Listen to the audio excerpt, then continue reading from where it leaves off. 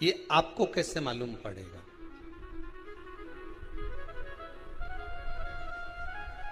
पितृ भूखे हैं, इसका तो वर्णन हमने पहले कर दिया कि रात्रि को जब आप सोने के बाद में 1-1.5 घंटे बाद अगर आपकी नींद खुल जाए, 1 घंटा 1.5 घंटा आप सो लिए, उसके बाद जो नींद खुली तो 1-1.5 घंटे तक अगर आपको नींद नहीं आ रही है, रात्रि को सोने के बाद में 1 घंटे बाद जब उठे तो आपको प्यास लग गई, भूख लगने लगी, प्यास लगने लगी कि मेरे को पानी पीना पड़ेगा, घबराहट हो रही, पानी पीना पड़ेगा। 1-1.5 घंटे सोने के बाद अचानक नींद खुले और आपको प्यास लगे, समझ लेना आपके पितृ भूखे हैं और प्यास है।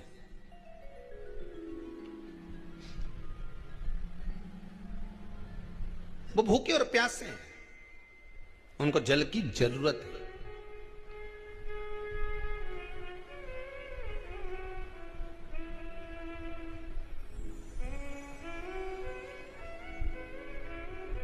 किसी भी नदी में, सरोवर में, कुंड में, बावड़ी में, तालाब में, आप तीर्थ में जाकर जब स्नान करते हैं तो स्नान करने के बाद एक काम का नियम बना लो कि अपने हाथ की अंजलि में जल लेकर अपने पूर्वजों को देना है। प्यासे रहते हैं, भग मांगते हैं।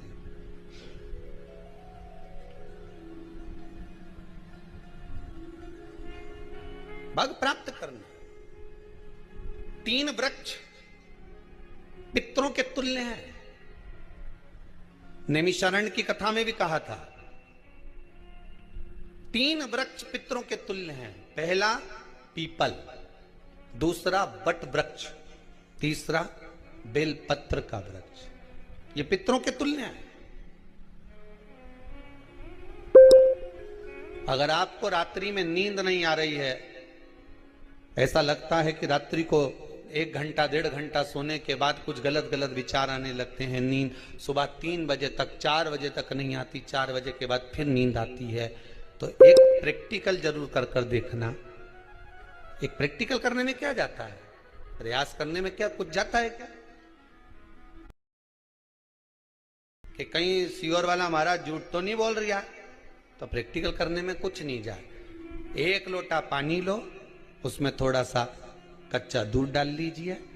बेलपत्री का पेड़ या पीपल का पेड़ या बट का पेड़, इन पेड़ के नीचे ले जाकर उस दूध को दोपहर में सुबह 10 बजे से लेकर 12 बजे के बीच में ले जाकर चढ़ा दीजिए। रात्रि को फिर ना आपको प्यास लगेगी, ना भूख लगेगी। नींद एक बार लगी तो सुबह ही खुलेगी। प्रैक्टिकल करने में क्या जाता है? पानी डालने में तुम्हारा कुछ जाएगा? अरे बोलो तो सरी, हमें 10 रुपया का दूध जरूर उसमें, और तुम इतनी चतुर हो, इतना सारा दूध थोड़ी डालोगी, तो 2 चिल्ली डालोगे। कहाँ तुम इतना डालने वाली हो है?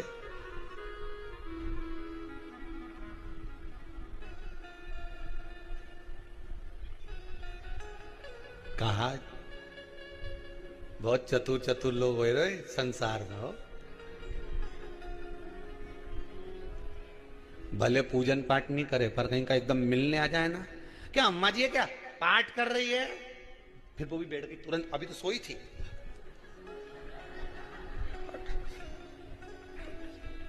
तुरंत क्या पंडित जी हैं क्या, उनसे थोड़ा सा काम है, अभी माला जप रहे हैं। मालूम पड़े पंडित जी तो आराम से सेव फल खा रहे थे। अब प्लेट सोफा के नीचे घुसे, तुरंत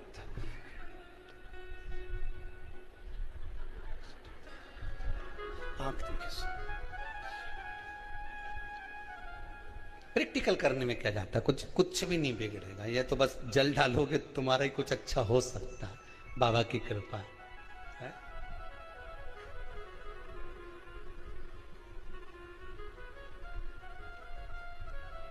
3 वृक्ष पितरों के तुल्य हैं। पहला जम के बोलिए पीपल, दूसरा बट वृक्ष, तीसरा बेलपत्री का वृक्ष।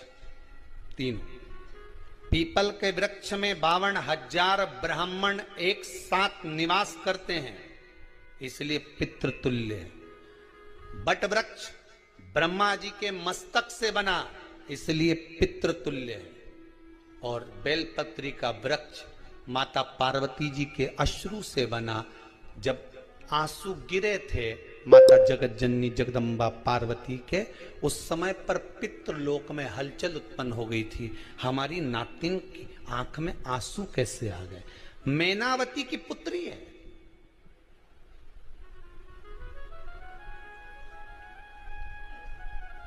पितरों की नातिन, इसकी अश्रु कैसे गिर गए? पार्वती जी ने कहा ये आंसू नहीं, मेरा पुण्य भाग प्रकट करती हूं बेलपत्री के रूप में। तो पितरों ने वर दिया था कि ये बेलपत्री का वृक्ष हमारा आशीर्वाद है, इसके नीचे अगर कोई दीप लगाता है, शिव को स्पर्श कर चढ़ाता है, उसके पितरों की शांति होगी। हम स्वयं उसको आशीर्वाद देने के लिए पधारेंगे। बेलपत्र का वृक्ष पितृतुल्य।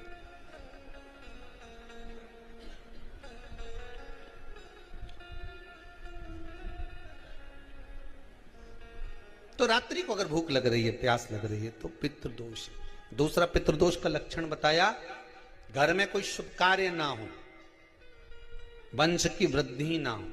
1 रुपये कमाओ, 1.25 रुपये खर्च हो रहे हैं, पैसा 10 जगह से कमाई आ रही है पर घर में टिक नहीं पा रही है, आया गया, पितृदोष। जरा सी कटोरी पड़ी है उसके पीछे विवाद चालू हो जाए, पानी ढुल गया उसके पीछे विवाद हो जाए, या छोटी छोटी बात में घर में क्लेश मचा हुआ है, पितृदोष है। समझ लो हमारे पूर्वज हमसे खुश नहीं है। सोमवती अमावस्या में आप सब भी ये उपाय करिए।